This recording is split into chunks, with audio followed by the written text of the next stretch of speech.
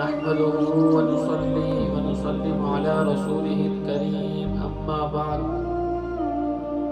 فأعوذ بالله من الشيطان الرجيم بسم الله الرحمن الرحيم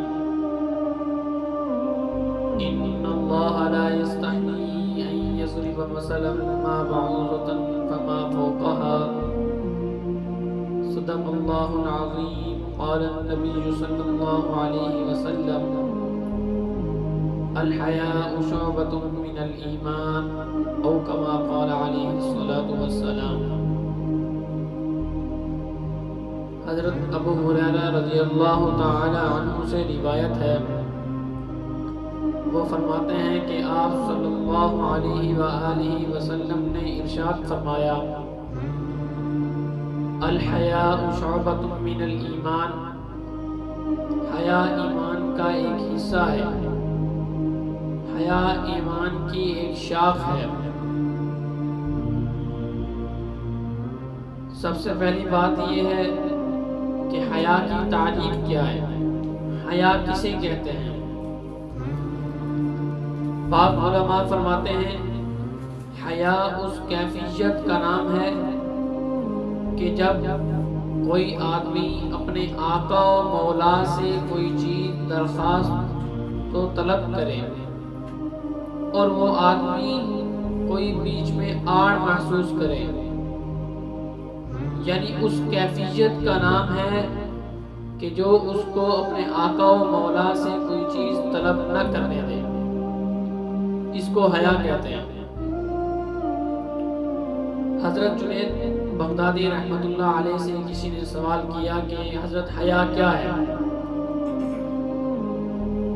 حضرت فرمانے لگے کہ اللہ تعالیٰ کی بے شمار نعمتوں کو اور اپنی کوتاہیوں کو دیکھ کر انسان جب اپنے دل میں کوئی احساس ہو، جب انسان کے دل میں کوئی احساس ہو یا انسان کا جو نفس جو معلوم جو احساس ہو اس کو حیا کہتے ہیں۔ دوسری بات، نبی کریم صلی اللہ علیہ وآلہ وسلم نے حیا کو ایمان کا شعبہ کیوں کہا؟ نبی کریم صلی اللہ علیہ وآلہ وسلم نے حیا کو ایمان کا شعبہ اس لیے کہا کہ حیا ہی کی وجہ سے انسان گناہوں سے بچتا ہے، مثلا زنا سے بچ جاتا ہے، چوری سے بچ جاتا ہے، غیبت سے بچ جاتا ہے، اور جو چیزیں گناہوں سے بچنے میں آڑ ہوں، گناہوں کے کرنے میں آڑ بنے، وہ ایمان کی شاخ ہے۔ اور اس میں جو حیا ہے یہ بھی ایک اس کا حصہ ہے، یعنی گناہ کرنے میں یہ انسان کو آڑ محسوس ہوتی ہے، اس لیے حیا کو ایمان کا ایک حصہ کہا گیا۔ اور دوسری بات، اس پر ایک سوال ہوتا ہے کہ ایک حدیث میں آیا ہے کہ ایمان کے 70 سے زائد شاخیں ہیں، تو ان میں سے ایک حیا ہی کو کیوں ذکر کیا گیا؟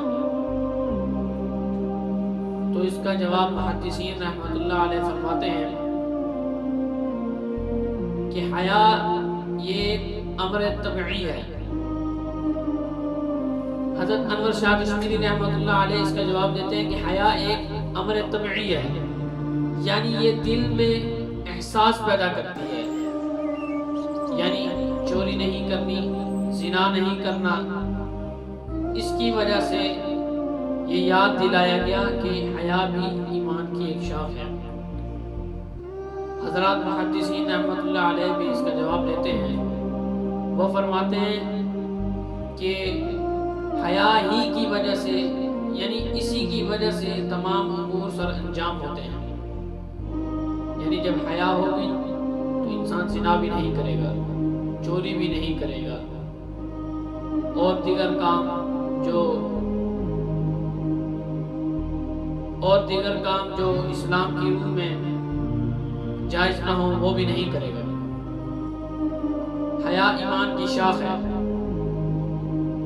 اور ایک حدیث میں آیا اذا لم تستحی فاصنع ما شئت، جب تم حیا نہ کرو تو جو چاہے کرو۔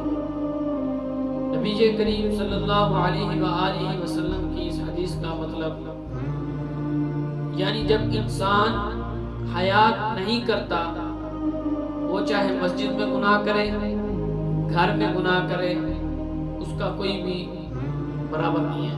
یعنی جب وہ حیا نہیں کرتا تو جو چاہے کرے، مسجد میں گناہ کرے، جہاں مرضی گناہ کرے، کیونکہ حیا یہ ایمان کی شاخ ہے۔